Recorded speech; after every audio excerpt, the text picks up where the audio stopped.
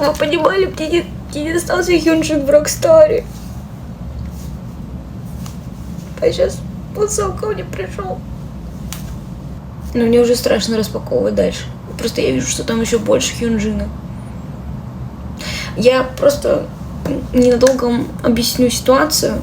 У меня до того момента, как мне подарила ученица альбом Stray Kids, у меня не было альбомов Stray Kids. У меня не было оригинальных карточек Stray Kids. У меня не было ничего оригинального со Stray Kids. И вообще, я никогда ничего себе не покупала со Stray Kids, наверное. Мне так кажется. Нет, возможно, что-то покупала, но это было не оригинальное.